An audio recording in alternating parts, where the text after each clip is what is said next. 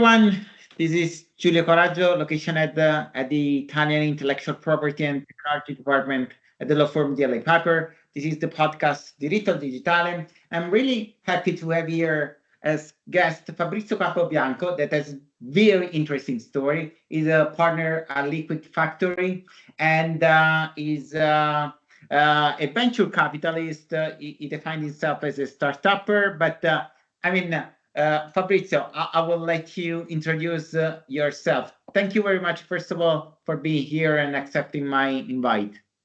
Oh, thanks for having me. So I'm a startup. I just moved back from Silicon Valley after 23 years back to Italy. I now live in Valtellina. I grew up in Valtellina, which is a valley north of Lake Como, the Alps of Lake Como for the Americans. I'm an engineer. I have a PhD in computer science, got in Italy. In 94, I started my first company, was the first internet company in Italy called Internet Graffiti. I thought the internet was going to make it. And so I built a company there and sold website and made it another company that went after the intranet. And then in 99, I moved to Silicon Valley, worked for TIBCO, then Reuters, building online trading platforms. For example, we built Fineco in Italy.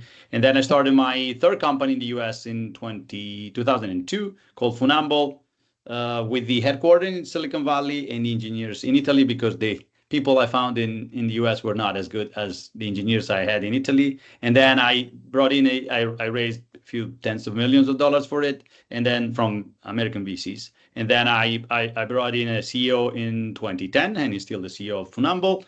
And then in 2012, I started another one called Talk TV, which was to watch TV with, in particular, soccer with your friends remotely, because I'm a soccer fan. And it was adopted by Juventus, Real Madrid, Barcelona. We got to 40 million users, and then we sold it to Minerva Networks, for which I am the chief innovation officer. Talk TV was different because it was a liquid company, meaning that I was the only one in Silicon Valley and everyone else was in Italy, but dispersed. So we never had an office. We had first engineer in Sicily, then in Sardinia, then in Rome, and so on and so forth. And now I'm back in Italy since a couple of years because now I can.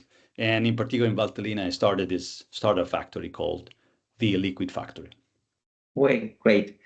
Well, the only topic we're not going to cover today is that you are a Juventus fan, because everyone knows that I'm a Napoli fan, and the relationship between our teams is not great. But we like Napoli fans. We don't have anything against the Napoli fans. It would be different if you were an Inter fan. That would be hard to have a conversation. Okay. Fabrizio, my first question to you would be, obviously, what is the status of the Italian startup market? Everyone complains that we are not the same level as our European peers. Is that right? What is the missing piece here? Well, I think the numbers show we are not at the level of the other European countries. I mean, the amount of capital raised for startups in Italy, it's comparable to Catalonia, not even Spain. We're behind Spain. We're in a region of Spain, and we should be ahead of Spain and probably at the level of France and Germany and the UK. And they are at a completely different ballgame. I'm not talking about my country, the US and Silicon Valley in particular. It's just that we are behind. And we're behind because of, I think because we started late and we're trying to catch up. There are many reasons why it is taking some time. That some is just the way the system works in Italy. But I think we're catching up. The main issue for Italy in particular, but also for other parts of Europe, is the fact that we really have a hard time generating exits for startups. So you have the money to start, you grow, and then you kind of keep the company alive forever because you don't have a buyer. And in the venture capital business, this is the thing that makes everything work. You invest in your first 5 years, and then you get exit in the next 5 years, and then the money you get, you put them back into the system. This is really hard to do in Italy right now. And so do you think that something should change at the level of at the regulatory level, at the level of politician strategy? I mean, political strategy. I mean, I think it's. I mean, I'm not. I'm an entrepreneur, so I'm not. I think I learned in Silicon Valley is that you should not count on the politician. You should just hope they don't put hurdles in front of you. So that is the message. And I know a lot of people need us here. It's because of the government, but we can do it without it if they help us, as they are doing with CDP, and they put a good amount of money at work. So I think they're doing their part. I think one of the main issue we have in Italy, at the infrastructure level, is something that Draghi pointed out in his report last week or 2 weeks ago. And he's saying that the corporate law we have in each single country in Europe is such that makes it really hard to move your company from here to Spain, to Germany, to France, and not having one corporate structure and law for the entire European community. And he's proposing to have one for startups because it's easier to start there. Makes it harder for an American company that wants to buy a European startup to buy a European startup. In order to buy an Italian startup, if you are a Silicon Valley company, you have to talk to Italian lawyers, which are the worst. And I know a lot of them, including my brother. And you have to do with notary public, and that's my sister-in-law.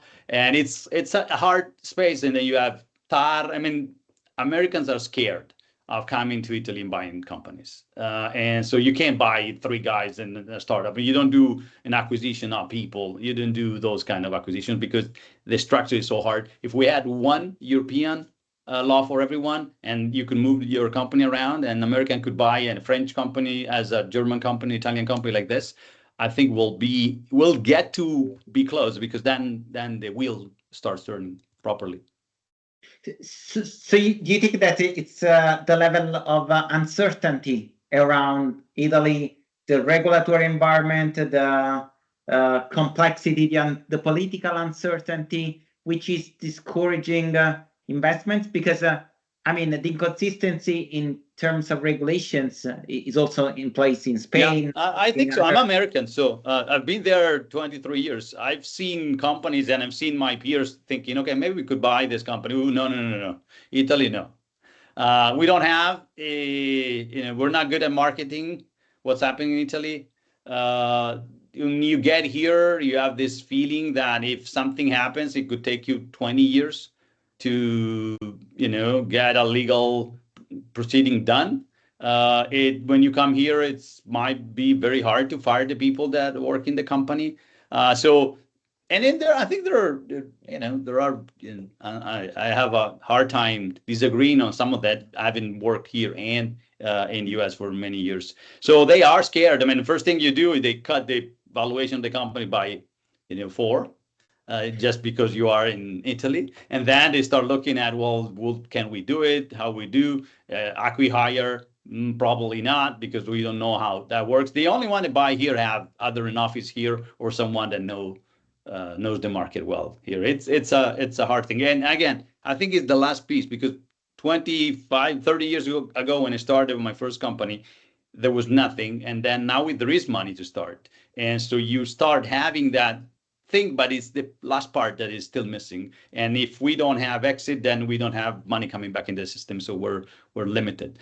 So one thing we're trying to do, the Liquid Factor is starting to trying to take it the other way. We're attracting talent into Valtellina to send them to Silicon Valley, but not everyone to Silicon Valley, just one person. So we're getting entrepreneurial residents in Valtellina. We're funding them to get to Y Combinator, so that we can have liquid companies where the entrepreneur is in Silicon Valley and everyone else is in Italy, like my company, because there you can hope for an exit in the next 5 years, because that's our timeline. Sure. Can you give a bit of more context on what you're doing with the Liquid Factory, because maybe it's of interest with for the audience, how to apply for to be among these 4 candidates per year. How does it work in practice? Yeah, so we're going to invest in 4 talent, so people, young, probably talent that comes to Valtellina, 4 per year. So the batch of 2024, the deadline is October 31st. So it's 6 weeks away, maybe 5. So the website is www.theliquidfactory.com/apply if you want to apply. So we are going to get these 4 kids into Valtellina, staying here probably 3, 6, 12 months, as long as it takes to get them into a accelerator, top accelerator in Silicon Valley. Our main goal right now is Y Combinator because it's the best.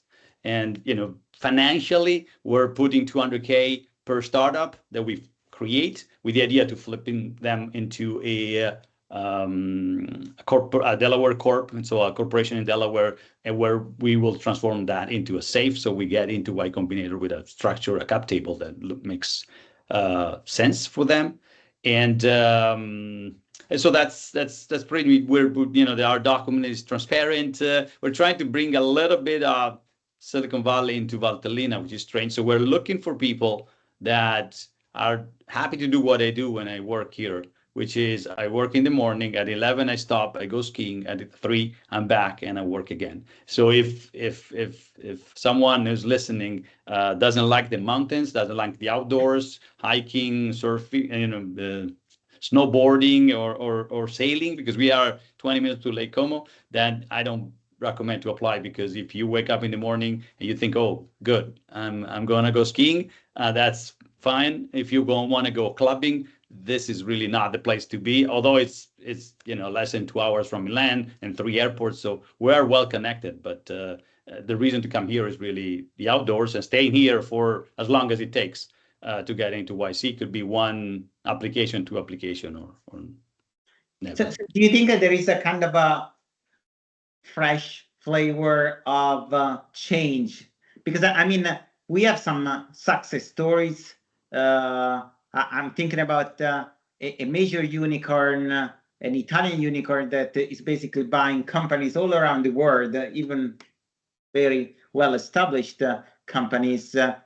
And then there are initiatives like the one that you just described. So do you think there are some signs that... I think there are signs. Once I saw Bending Spoons buy Evernote, I lived in Redwood City. That's my town.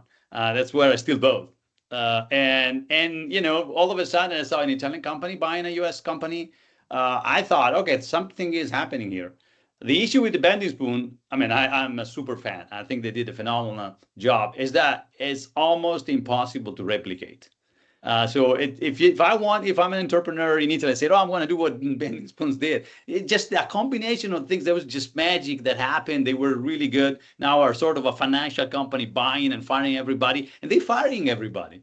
I mean, that's the main thing, is that an Italian company that fires people is just never heard of. So they're doing everything the opposite of what we're used to see.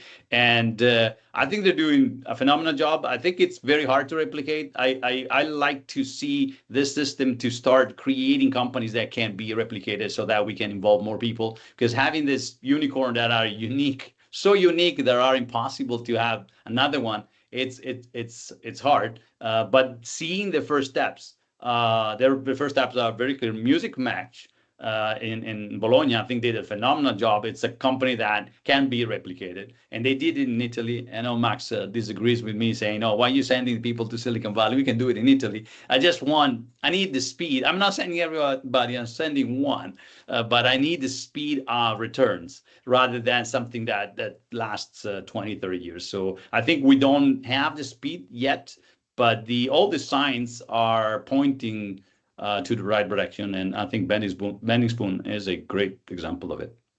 Yeah, thank you. Because they also can raise capital. I mean, in the past, they would not be able to raise capital. They're raising capital with a financial plan that is very clear and executing on it. So it is a great play. Absolutely. Fabrizio, this chat was really insightful. I thank you for your time. I'm sure there will be other opportunities to talk in the future, and I hope you're going to have many applications for the Liquid Factory. And if I was in my 20s, I would apply myself. Yeah, that's actually, I actually built it for myself when I was 23, when I started my first company. Yeah. Then my dream would be to have a liquid factory, someone who can help me to get there, that knows, sales, marketing, go to market, how to pitch to a VC, and has done it and can help me. We are 12 partners, so it's a big group. I have Alberto Netti, who's the chairman of Mind the Bridge. We have Matteo Daste, who's a lawyer in Silicon Valley. We have people in Silicon Valley. We have people here. We have Michele Zocca, who's one of the co-founder of Kong, who's a unicorn in Silicon Valley. So it is a group of people that are doing this for not for a living, but for giving back what they've learned in Silicon Valley. So if you don't know much, but you have the fire, then I think we could be the right partner for you.